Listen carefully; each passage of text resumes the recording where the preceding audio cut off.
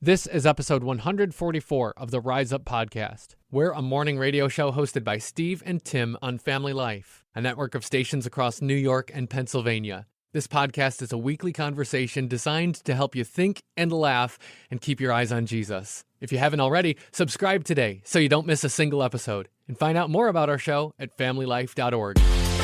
Sharing the message of hope. It's Rise Up with Steve and Tim on Family Life. Oh, how about them apples? Steve, how about that apple, though? I had an apple earlier this week, and I know that's not usually newsworthy. Yeah, but you were so excited. I was. And I think the excitement for this apple kind of has to figure in because I'm not talking about just any apple. I'm talking about a New York fall, perfect.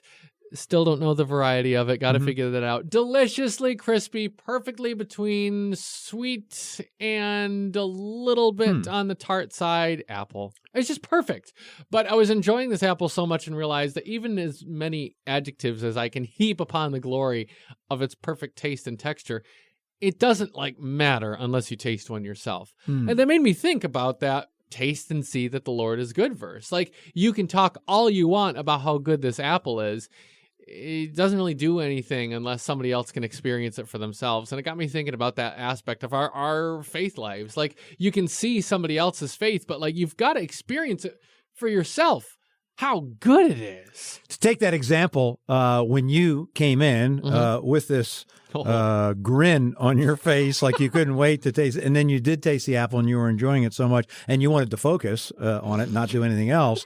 But it did make me, what it made me do is hey, I want some of that. And I didn't share it. Well, no, but I mean, but I can still go out and find one of my own to do that. But it made me want to if this is so good, I certainly want to try it. And it made me think spiritually.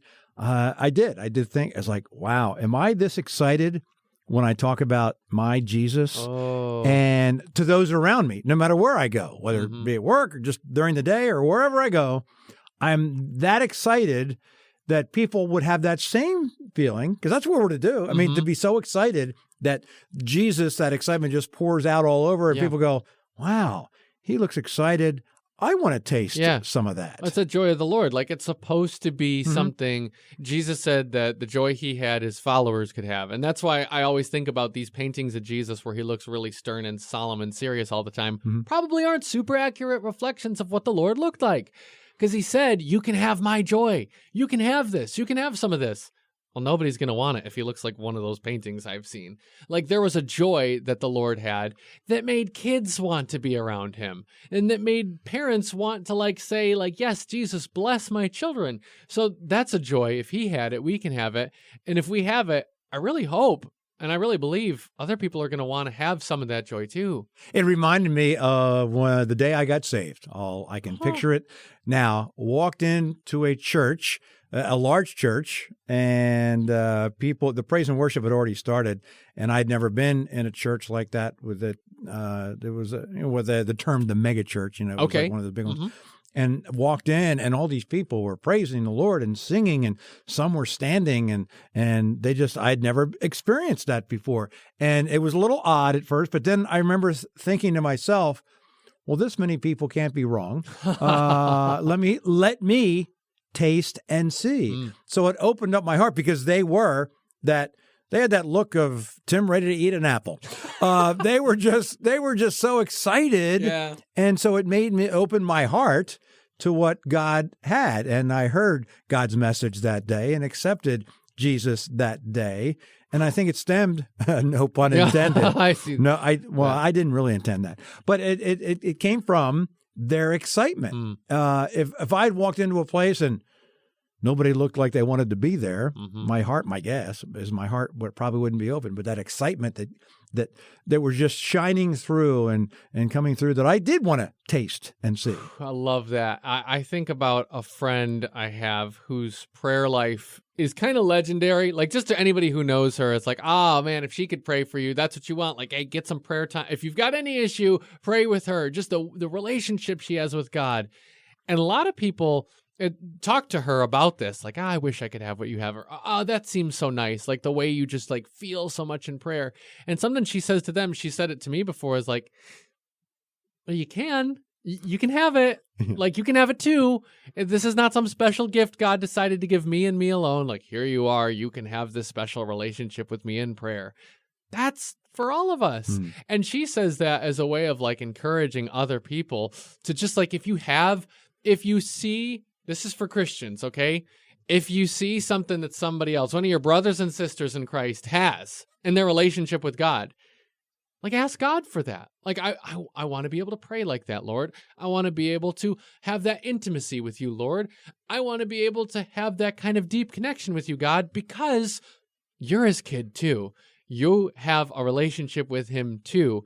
He wants to be known to you fully as well. So I love this. It's like, if you see something that looks really tasty, to use the terms we're using today, in somebody else's relationship with God, well, then ask God for it, because I don't believe he's trying to keep good things from you.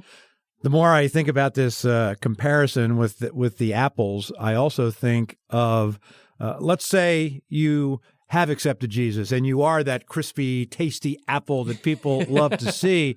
If you're not careful, there's a tendency, if you let that go, also nothing worse than maybe the apple looks okay on the outside and you go to bite in it, and it's mushy. Oh, that apple! I don't want that apple. No, but sometimes we become that apple if we're not careful. We can maybe even look okay on the outside, or maybe worse, we don't look. We look like a rotten apple. Yeah. And that's a wake up call to say like, oh no, I remember the days when I was one of those brand new crispy apples that tasted so good, but I've kind of let myself go. And now, maybe it's not a great comparison, but still, there's nothing worse than that mushy apple. It is a good comparison. I'm thinking, Steve, because again, my own personal apple life recently, I mean, you think about apples a lot, this part of the country, this time of the year, is that we had a bag of apples. And these fruit flies are all over the place in the house. And thinking, where are these fruit flies coming from? We just got these. Well, one of those apples, you've heard the phrase, one of them went bad. And my wife just said, well, just throw them all out. Doesn't matter if the other ones you think they're good. Like, throw them out. The bad apple really does spoil the bunch. If you've got a fresh joy of the Lord, if you want to keep that fresh joy of the Lord, there's something about knowing whose company to keep. And knowing the believers who keep you fresh. Because, I mean, this is true in the produce world. It's true in our lives as well. We talk about iron sharpening iron. We could just as well say that one fresh apple keeps another fresh, because it's true. Like, there is something about keeping your joy of the Lord by keeping the company of other believers who, they've got a vibrant relationship with God, and they're going to help you keep to that too. One difference, and I'll finish with this for me, one difference in you, Tim, because you've already pointed out that you didn't share your apple because you were looking forward to it so much. However, in the spiritual comparison, you do share in real life your faith with others, and that shines because. And I hate to say this because you'll go, why did you say that? Because it's one of your core beliefs. Yeah. I had to say it. Wait, but it is true. You didn't share your apple. Wait, did you realize apples have cores, Steve? Did you realize that? No, I just it was We weren't sure how you liked your coffee, so we didn't make any. Hope that's okay. It's Rise Up with Steve and Tim on Family Life. Would you ever let someone else make the coffee?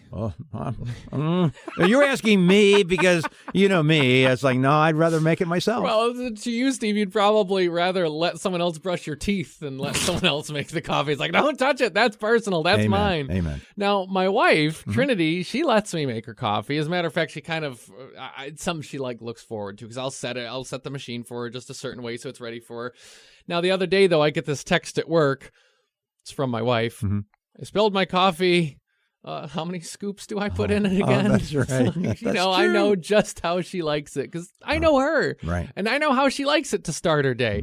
Look at this. If you follow Jesus and maybe you feel like you spilled your coffee today, don't worry. You know the one who's brewing up a day for you. He knows just how you need it. Anyone else wish morning started just a little later? Yeah, we get that. It's Rise Up on Family Life. I'm terrible at this, but I think I can set a world record. Wait, come on, how? I'm terrible at this. Okay, a woman has set a world record by eating 1 grain of rice at a time, eating 37 pieces of rice, 1 piece at a time in 1 minute, using, obviously, chopsticks. Oh, there's a record One piece of for that, rice huh? at a time, 37 pieces in 1 minute. That sounds tricky, I guess. I'm terrible at this. I, on the other hand, ironically, can use chopsticks, try to pick up a because I have big mouth, a lot of food at one time, and I'll end up with Yo, one what? piece of rice at the end. Pass the fork, please. Pass the fork. As refreshing as that first sip of coffee in the morning. This is Rise Up with Steve and Tim on Family Life. You know what grinds my gears? Oh. What grinds my gears? It's daylight saving time, singular. So many people say Wait. daylight savings. Wait, is it like a savings account? No. Of time. Daylight saving, it's singular. Look it up. But so many people say saving. See, I get upset over things that really don't matter. Yeah. So it's daylight saving time. Everybody should learn that in elementary school. And don't you dare say elementary school. You know how that grinds my gears. Okay, all right. Come closer to the radio so we can see you. Wow, you look great today. This is Rise Up on Family Life. Good morning. You were talking about daylight saving time. Correct. Oh, by the way, what is your name and what town you live in? Since you say it so correctly, I want to give you praise. Well, thank you. My name is Lisa, and I live in Lake Joe, Pennsylvania. Well done, Lisa. My frustration is, why do we even have to have it? Why do we have to spend all that time twice a year changing every clock? This parent right here of a toddler and of a baby, I can tell you, I agree, it is not worth the sleep schedule trouble. It's not at all. I think I'm right with you the whole way. Not only do you say when you're forced to, saving time, you say that well. Now, for the big test. When you were in first, second, third, fourth grade, what did you call that school? What level of schooling did you call that? It was elementary school. Thank you, Lisa. You make Steve so proud. You're a saint. Thank you so much. I love your We show. should vote. Okay. The basis for voting for a president should be whoever is going to stop daylight saving time. Oh, wow. They better follow through, though. Can't be one of these empty campaign promises. We want to see you follow You're right. through. Yes. Yep. Thanks for the joy you put on our faces, Lisa. Thanks. You're welcome. You put a blessing in my day every morning. May the blessings of the Lord be with you in all that you do today. This is Rise Up on Family Life.